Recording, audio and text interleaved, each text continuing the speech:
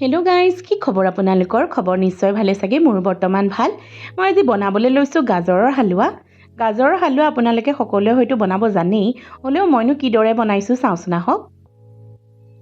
গাজৰৰ হালোৱা বনাবলৈ মই প্ৰথমতে লৈছোঁ কেইটামান গাজৰ, গাখীৰ, ঘিউ, চেনি, আলমণ্ড, কাজু আৰু পিস্তা বাদাম। প্ৰথমতে গাজৰখিনিৰ বাকলি গুচাই মই সুন্দৰভাৱে ধুই পৰিষ্কাৰ কৰি লৈছোঁ। তাৰপিছত গাজৰখিনি এখন পিহনাত সুন্দৰভাৱে পিহি লৈছোঁ। তাৰপাছত কেৰাহী এখন গেছত গৰম হ'বলৈ দি তাত ঘিউ অলপ প্ৰয়োগ কৰিছোঁ। আপোনালোকে ইচ্ছা অনুসৰি বাটাৰো দিব পাৰে।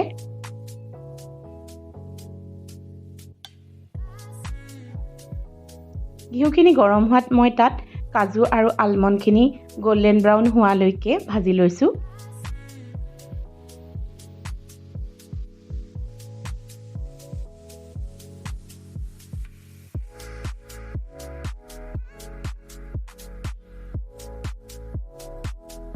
গল্ডেন ব্ৰাউন হোৱা পাছত এয়া মই কাঢ়ি লৈছোঁ।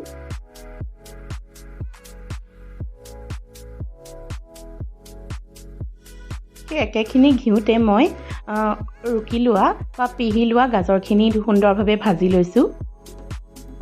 আপোনালোকে মন কৰিব, গাজৰৰ যিটো ভিজা ভিজা ভাৱটো নোযোৱালৈকে ভাজি থাকিব, তেতিয়া সুন্দৰ হয় খাবলৈ হালোৱাটো।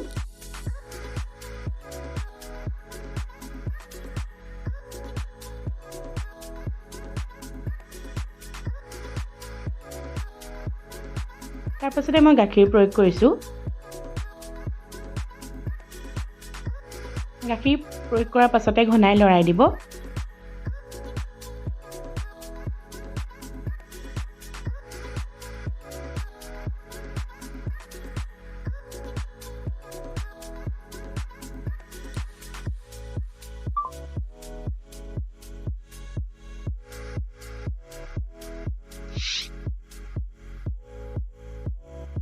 এয়া উতলি অহাৰ আৰম্ভ কৰিলেই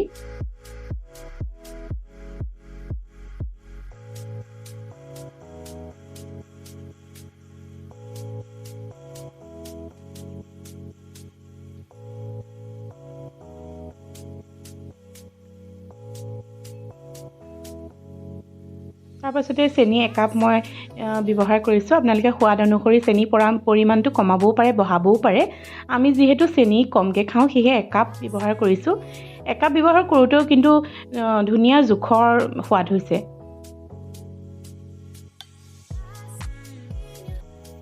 চেনিখিনি দিয়াৰ পাছতে ঘনাই লৰাই দিব, যাতে তলফালৰ পৰা লাগি নধৰে।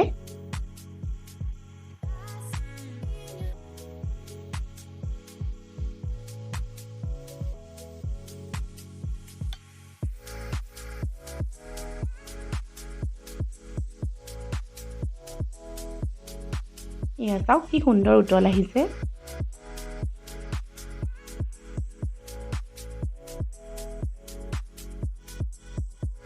এয়া গাখীৰখিনি প্ৰায় কমি আহিছে।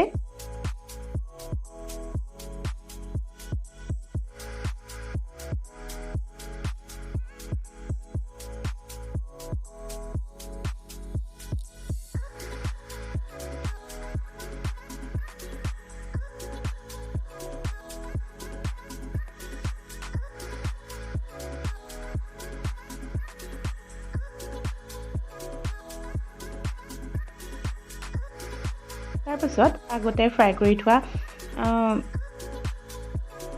কাজু আৰু আলমণ্ডখিনি দি দিছোঁ।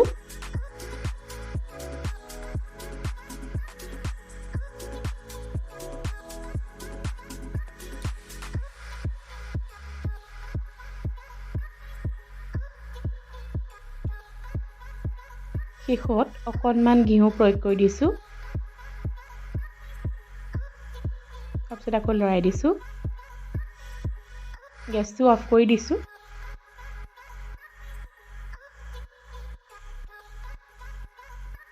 মোৰ ভিডিঅ'টো চাই কেনেকুৱা পালে প্লিজ জনাব। ভিডিঅ'টো যদি ভাল পালে প্লিজ মোৰ চেনেলটো like, comment, share and subscribe কৰিব।